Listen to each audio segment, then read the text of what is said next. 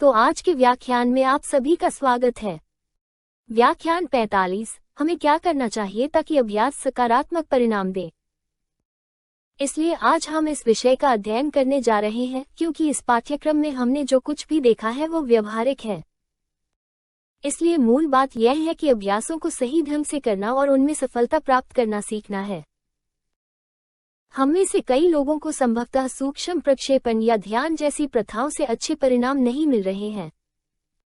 इसलिए इस कारण से पाठ्यक्रम में ये सम्मेलन बहुत जरूरी है ताकि हम उन तत्वों को बहुत स्पष्ट रूप से जान सके जो हमें किसी भी अभ्यास को करने की कोशिश करते समय विफलता की ओर ले जा सकते हैं।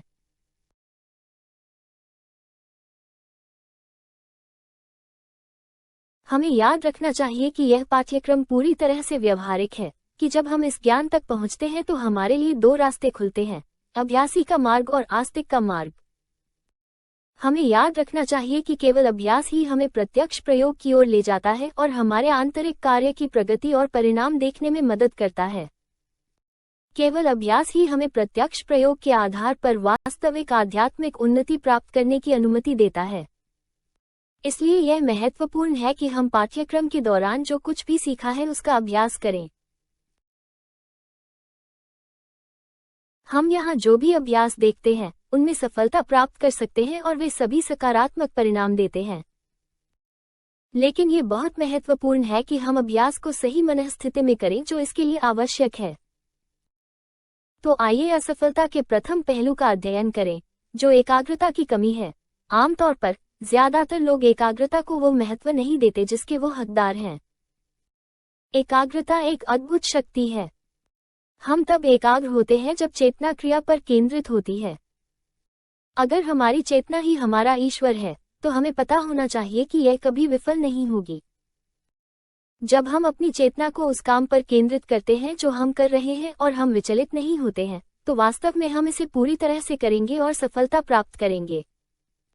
इसलिए एकाग्रता सबसे बड़ी शक्ति है जिसकी हम आकांक्षा कर सकते हैं। शायद हम इसे अभी तक नहीं देख पाए हैं, लेकिन बाद में हम महसूस करेंगे कि यह सबसे बड़ी शक्ति है जिसे एक व्यक्ति द्वारा विकसित किया जा सकता है। एकाग्रता में एक व्यक्ति अद्भुत चीजें हासिल करता है।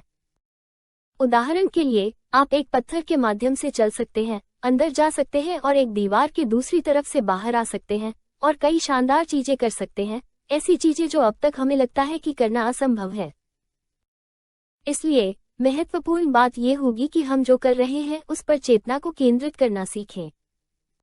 ये गंभीर है कि अधिकांश मनुष्य नहीं जानते कि कैसे ध्यान केंद्रित करना है। हम मानते हैं कि हम ध्यान केंद्रित करते हैं क्योंकि हम कुछ कार्यों को स्पष्ट रूप से विवेकपूर्ण तरीके से करते हैं, लेकिन हम वास्तव में केंद्रित नहीं होते हैं।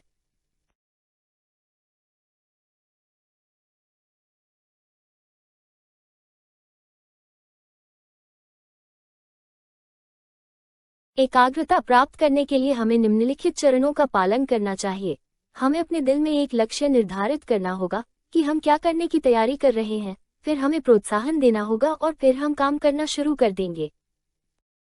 हमें उन सभी दोषों को खत्म करने के लिए मनोवैज्ञानिक मृत्यु का अभ्यास करना चाहिए जो दिखाई देते हैं और हमें एकाग्रता की उस स्थिति से बाहर निकालना चाहते हैं। एक बार दोष समाप्त हो जाने के बाद हम अपने दिल में वापस आते हैं और एकाग्रता की उस स्थिति में काम करना जारी रखते हैं।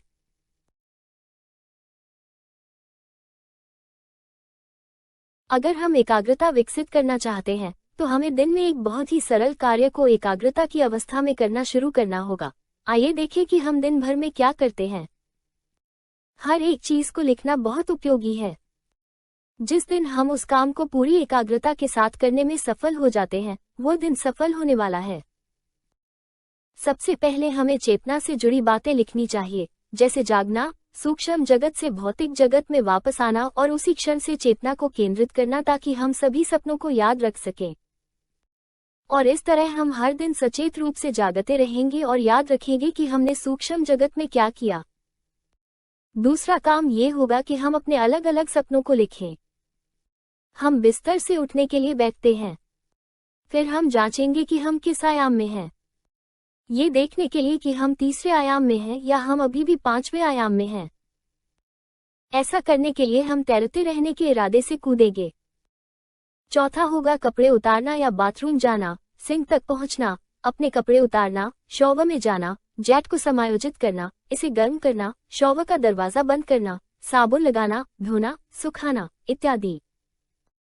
हम प्रतिदिन कितने कार्य करते हैं इसकी हम कल्पना भी नहीं कर सकते, और वे सभी कार्य हम मशीनी ढंग से करते हैं।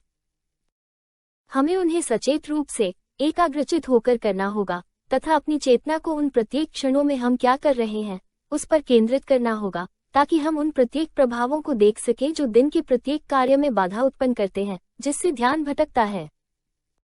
इसलिए हमें हर दिन सुबह उठने के बाद से ही एकाग्रता के लिए संघर्ष करना पड़ता है।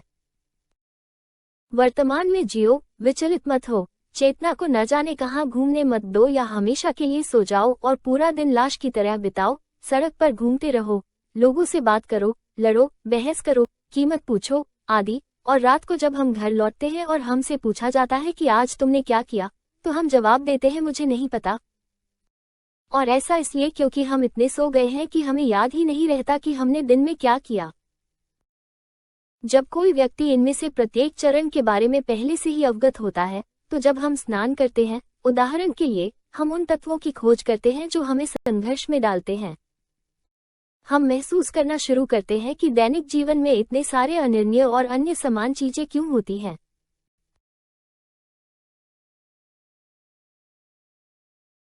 यदि हमारे पास दिन के लिए पहले से ही गतिविधियों का कार्यक्रम बना हुआ है, तो हम वही करते हैं जो हमें करना है, और हम ऐसे किसी भी विचार को अपने मन में नहीं आने देते जिसका उस कार्य से कोई संबंध नहीं है।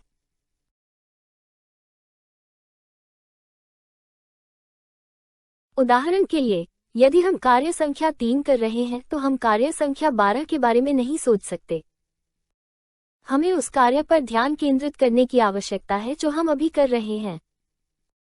यदि हम वर्तमान में नहीं जीते तो हम ध्यान केंद्रित नहीं कर सकते। यही बात तब होती है जब हम कार्य क्रमांक 12 पर होते हैं और हम पिछले कार्य में आए समस्या के बारे में सोच रहे होते हैं। हम वर्तमान में नहीं जी रहे हैं। वास्तव में हम केंद्र से दूर हैं। जब हम कोई कार्य करते हैं तो उस कार्य पर ध्यान केंद्रित करते हैं। ये सरल और छोटा हो जाता है और इसे बनाना बहुत आसान हो जाता है और यह बहुत ही सुखद भी हो जाता है। कॉफी कप धोने जैसा अधिक प्राथमिक कार्य भी बहुत अच्छा लगता है यदि हम ध्यान केंद्रित कर रहे हैं, क्योंकि हम जो कर रहे हैं उस पर हमारा ध्यान केंद्रित है और चेतना अभिव्यक्त हो रही है। लेकिन जब कॉफी के कप धोए जा रहे होते हैं तो क्या होता है? हम पाते हैं कि कुछ दोष हैं जो कहते हैं, मैं कितना तंग आ गया हूँ, बेहतर होगा कि कोई और इसे धो दे। और हमारे अंदर मौजूद विभिन्न दोषों के बीच एक आंतरिक लड़ाई शुरू हो जाती है जो हमें एकाग्र होने की अनुमति नहीं देती। हमें ये समझने की जरूरत है कि हमें निरंतर मृत्यु की प्रक्रिया को लागू करना होगा। वे छोटे छोटे विवरण जो इस समय दिख रहे हैं, अगर हम जो काम कर रहे हैं उसमें एकाग्रता नहीं लगाएंगे तो हम असफल हो जाएंगे। यही हमारे साथ होने वाली दुर्घटनाओं का कारण भी है। आत्मा अवलोकन के माध्यम से हम महसूस करेंगे कि कुछ कार्य ऐसे होते हैं जो हमें पसंद होते हैं और कुछ ऐसे होते हैं जो हमें नापसंद होते हैं। जो कार्य हमें पसंद होते हैं वे बहुत जल्दी पूरे हो जाते हैं क्योंकि हमें वे पसंद होते हैं, लेकिन कार्य हमें पसंद नहीं होते।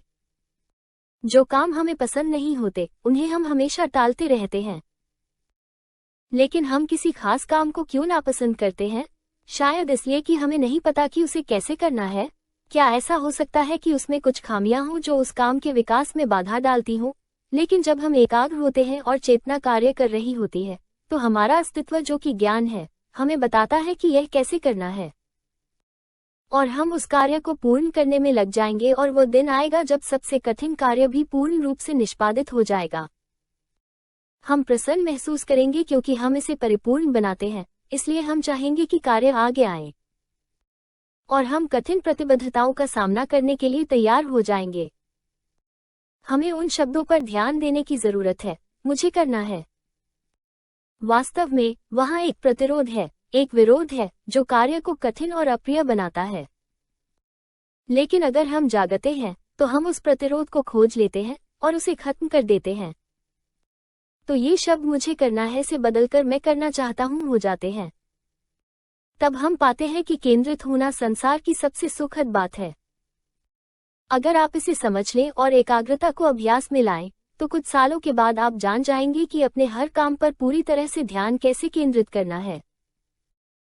दूसरे शब्दों में, हम यह नहीं कह रहे हैं कि एक हफ्ते में, नहीं एक महीने में, नहीं एक साल में, बल्कि संघर्ष के जरिए, जल्दी या बाद में, हम एकाग्रता का इस्तेमाल करना सीख जाएंगे और कोई भी अभ्यास विफल नहीं होने वाला है। इसके अलावा, यदि हम उस एकाग्रता का लाभ उठाकर माता से उन सभी छोटी छोटी बातों को दूर करने की प्रार्थना करें जो हमें एकाग्रता से बाहर निकालने का प्रयास करती हैं, तो हम मनोवैज्ञानिक मृत्यु की ओर बढ़ेंगे। असफलता ध्यान भटकने के कारण होती है। जब हम बिना ध्यान भटकाए काम करने की आदत डाल लेते हैं तो हम हमेशा सफल होते हैं।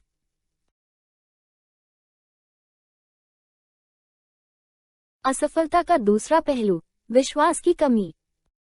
विश्वास न होना क्या है? संदेह हमें सदैव असफलता की ओर ले जाता है। विश्वास रखना क्या है? जानना, निश्चित होना। जानना और विश्वास करना अलग बात है। हम विश्वास कर सकते हैं कि हम बहुत कुछ कर सकते हैं। उदाहरण के लिए, मैं विश्वास कर सकता हूं कि मैं उड़ सकता हूं, लेकिन अगर मैंने उड़ान नहीं भरी है, तो मैं निश्चित रूप से उड़ नहीं पाऊंगा। मैं पूरे दिन पंख फड़फड़ाता रह सकता हूं और उड़ान शुरू नहीं कर पाऊंगा। लेकिन जब मुझे पता चल जाता है कि कैसे उड़ना है, तो मैं उड़ान शुरू कर देता हूं। यहीं पर अंतर है। इसलिए, विश्वास रखने के लिए, हमें संदेह नामक चीज पर काबू पाना होगा। और जो चीज हमें संदेह में डालती है, वो सिर्फ एक चीज है, हमारी यांत्रिक कल्पना जो हमेशा हमें बताती रहती है, ये हो सकता है।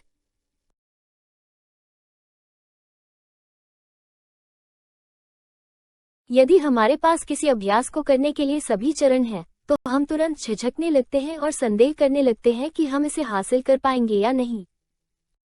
यही हमें असफलता की ओर ले जाता है।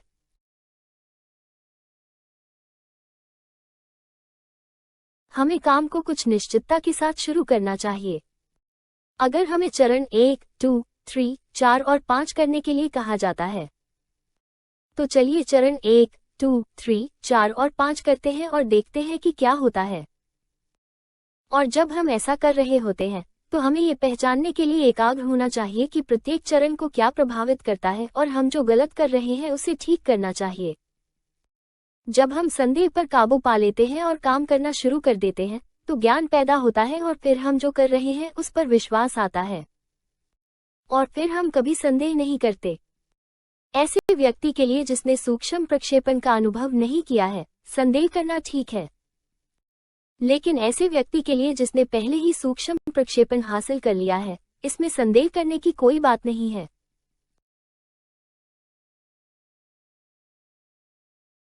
असफलता का तीसरा पहलू, हमारे लिए अब से काम करने के लिए जो सबसे महत्वपूर्ण है वो है डर। डर हर किसी को शक्तिहीन और अक्षम बना देता है। जब कोई व्यक्ति डरता है तो वो कुछ नहीं कर सकता। ये प्रेम के विपरीत शक्ति है जो काम में है।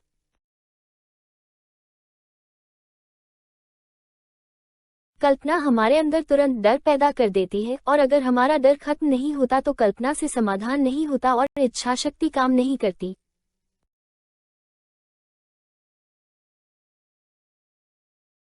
जब तक हम अपने डर का समाधान नहीं करेंगे, तब तक हम आगे नहीं बढ़ पाएंगे, हम ध्यान नहीं कर पाएंगे, क्योंकि इसके लिए इच्छाशक्ति काम नहीं करेगी। ये समझना महत्वपूर्ण है। हम अपने भय को मनोवैज्ञानिक मृत्यु के माध्यम से भी दूर कर सकते हैं। इसके लिए हम अपनी मां से उन सभी भय के पहलुओं को दूर करने के लिए कह सकते हैं जो हमें अभ्यास करने से रोक रहे हैं। यदि हम सूक्ष्म प्रक्षेपण करने का प्रयास कर रहे हैं, तो हम कल्पना करना शुरू कर सकते हैं कि हमारे साथ कुछ बुरा या राक्षसी घटित होने वाला है, कि कोई हमारे शरीर पर कब्जा करने वाला है, आदि। हमें उन सभी को खत्म करने की जरूरत है। बुद्धिमान के लिए कल्पना करना, देखना और बनाना है। इसलिए हमें अपने दोषों को उस क्षमता का फायदा उठाने और उसे यांत्रिक तरीके से इस्तेमाल करने नहीं देना चाहिए। हमें इन बुराइयों को खत्म करना चाहिए और सचेत रूप से कल्पना करनी चाहिए कि हम सूक्ष्म रूप से कैसे प्रोजेक्ट करते हैं।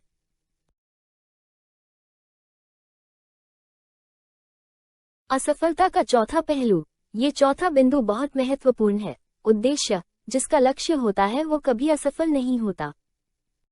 लेकिन जब हमारे पास कोई उद्देश्य नहीं होता तो हम आलसी और चक्करदार हो जाते हैं। उदाहरण के लिए, अगर मैं अपना घर छोड़ने जा रहा हूँ लेकिन मुझे नहीं पता कि मैं कहाँ जा रहा हूँ, तो मैं ऊपर नीचे जाना शुरू कर दूंगा। और फिर मैं कोने पर पहुंच जाता हूँ और मुझे दो सड़कों में से एक लेने का फैसला करना पड़ता है, लेकिन मुझे नहीं पता कि उत्तर या दक्षिण जाना है, क्योंकि मेरे पास कोई लक्ष्य नहीं है, मेरे पास कोई दिशा नहीं है, मुझे नहीं पता कि मैं कहाँ जा रहा हूँ। जब हम कहते हैं, मैं आज रात ये और यह जांच करने जा रहा हूँ, किसी खास गुरु से बात करने के लिए, किसी खास शहर में जाने के लिए, पिछले जीवन की जांच करने के लिए, ऐसा खोजने के लिए, जो भी हो, लेकिन एक निश्चित उद्देश्य, वहां हम हमेशा सफल होंगे, क्योंकि सफलता लक्ष्य में है। इसलिए जब हम सूक्ष्म में प्रोजेक्ट करते हैं तो हम अपने लक्ष्य की ओर बढ़ते हैं और हम वहां भटकते नहीं रहते। हमारे पास हमेशा एक उद्देश्य होना चाहिए। अदालत में जाना, जांच करना कि यह व्यवसाय कैसे चल रहा है, धन का हस्तांतरण करना, एक निश्चित मास्टर के साथ बात करना, एक निश्चित मनोवैज्ञानिक समुच्चय की जांच करना, आदि।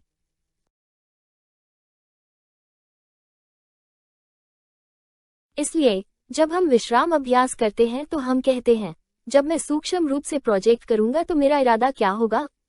किसी विशेष गुरु की तलाश का उद्देश्य क्या है? मुझे ये जानना होगा कि मैं उनसे क्या पूछने जा रहा हूँ। उम्मीद है कि आपका लक्ष्य वही है जो आप वास्तव में चाहते हैं, क्योंकि यहाँ आप भावनाओं का लाभ उठाने जा रहे हैं और सूक्ष्म शरीर भावनाओं से संबंधित है, तो इससे हमें बहुत मदद मिलेगी। इसलिए हमें इस पर चिंतन करने की आवश्यकता है ताकि हम महसूस कर सकें कि हम इन 4 बिंदुओं में कहाँ विफल हो रहे हैं। यदि यह एकाग्रता की कमी है, यदि हमारे पास विश्वास नहीं है, यदि हमें भय के दोष मिलते हैं, तो हमें माँ से उन्हें हमसे दूर करने के लिए कहना चाहिए। और अंत में हमें अपने लिए एक लक्ष्य निर्धारित करना चाहिए। यह विफल नहीं होना चाहिए और हम सभी अभ्यासों में सफलता प्राप्त करना शुरू कर सकते हैं। यह आज का सम्मेलन था। आने के लिए धन्यवाद। अगले सम्मेलन में मिलते हैं, जिसका नाम है रात्रिकालीन उत्सर्जन और यौन गिरावट को कैसे नियंत्रित करें। हम कुछ पहलुओं का अध्ययन करने जा रहे हैं जो हमें पूर्ण शुद्धता प्राप्त करने से रोकते हैं, और हम कुछ तरीकों और प्रथाओं को सीखेंगे जो हमें उस लक्ष्य में बहुत मदद करेंगे। अलविदा।